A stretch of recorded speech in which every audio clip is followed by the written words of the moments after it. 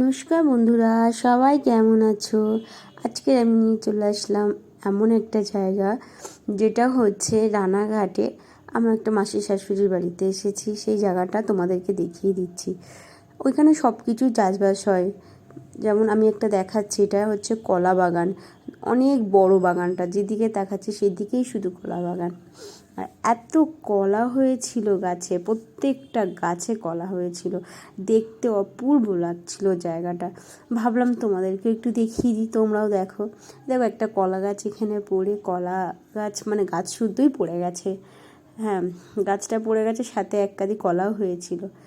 ওইখান থেকে আমরা কলা বাগানের পর থেকে আবার শুরু করলাম, শিম বাগানে গেলাম। শিম বাগানে গিয়ে কিছুটা শিম তুললাম। এত সুন্দর শিম হয়ে আছে, আর এত বড় বাগান যে শিম তুলছি তো তুলতেই আছি।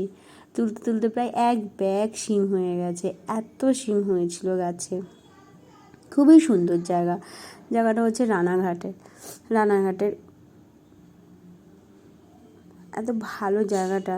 আমি ভাবলাম কি যে নিজেও একটু দেখলাম আর তোমাদের সাথে একটু শেয়ার করলাম জায়গাটা খুবই সুন্দর। আমরা শহরের দিকে থাকি তো, গ্রাম এলাকায় খুব কমই যাওয়া হয়। হ্যাঁ, যখন যাই মানে খুবই ভালো লাগে জায়গাগুলো দেখতে। আর শুধু শিম বাগান কলা বাগান না, ওখানে সব কিছুই চাষ হয়, আলু বেগুন পটল উচ্ছে সব কিছুই চাষ হয়। আর এটা হচ্ছে আমার মাসি শাশুড়ির বাড়িতে, ওনারাও সব কিছু চাষ করে। যাই হোক, আর একটু দেখিয়ে দিচ্ছি। দেখো লম্বা হয়ে শুধু শিম গাছ আর শিম বাগানই হয়ে আছে। এখানে তুলে কেউ কিছু বলবে না, যেহেতু এটা নিজেদেরই ছিল। শিম তুলতে তুলতে অনেকটাই শিম তুলে ফেলেছি, এক ব্যাগ শিম হয়ে গেছে। ভাবলাম না, এবার বাড়ির দিকে যাওয়া যাক, আর শিম তোলা যাবে না, বেশি তুলেই বা কী করব। যাই হোক, বাড়ির দিকে চলে আসলাম। আর এই যে একটা ফুল আছে, এটা হচ্ছে পেঁয়াজকালি ফুল, এত সুন্দর দেখতে।